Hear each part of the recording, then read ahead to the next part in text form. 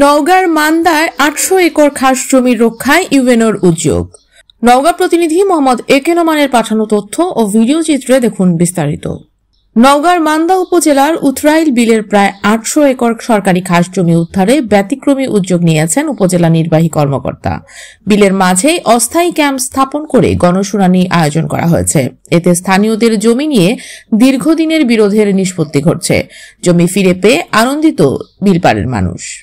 বিলের মাঝখানে বসে জমি উদ্ধারে গণশুনানি করছেন উপজেলা নির্বাহী কর্মকর্তা। দীর্ঘদিনের বিরোধ মেটাতে স্থানীয়দের অভিযোগ শুনে দখল হয়ে যাওয়া জমি ফিরিয়ে দেওয়া হচ্ছে প্রকৃত মালিকদের। উপজেলার উথরাইল বিলের এই জমিগুলো নিয়ে বিরোধ দীর্ঘদিনের।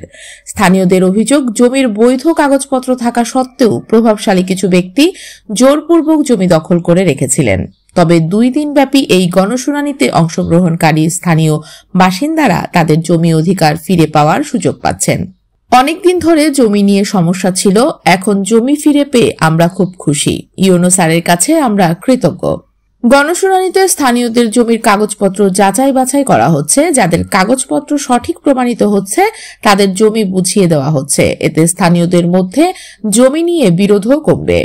শুনানির প্রথম দিনেই ভারসো ইউনিয়নের 4টি মৌজার প্রায় 1000 কৃষক অংশ নেন। এতে জমি সংক্রান্ত দলিল প্রমাণাদি উপস্থাপন করে নিজেদের দাবির পক্ষে তথ্য দেন তারা। খাস জমি উদ্ধারে ইউএনওর এমন উদ্যোগকে সাধুবাদ জানিয়েছেন স্থানীয়রা। দেশ স্বাধীনের পর থেকেই কিন্তু এই ধরনের ঘটনাগুলো ঘটে আসছিল।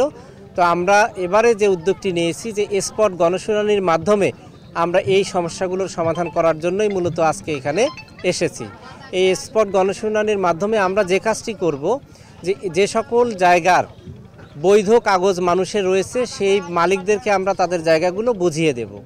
যে সকল ব্যক্তি বৈধ মালিকের জায়গা জোর করে দখল করে ভোগ করছে তাদেরকে আমরা সেই জায়গা থেকে তুলে দেব এবং তাদের বিরুদ্ধে আইনগত পদক্ষেপ গ্রহণ করব।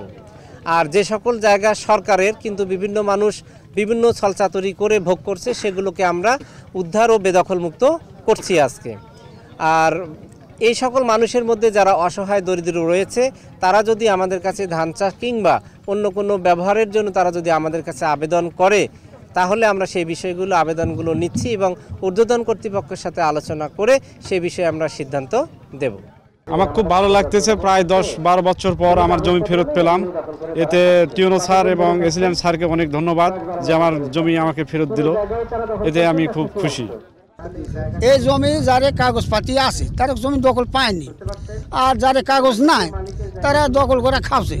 খায় জমি চালে বড় ছোট জমি ওই নিচে আছে, খাস দিলে শেষ করে আমারই খাস আমরা করে খাই, এই হয় আছে। আচ্ছা, কাগজপাতি যারা আছে তারা জমা চাচ্ছে যে জমা দাও, হ্যাঁ দিলে তোমরা কাগজ জমি ফেরত পাবেন।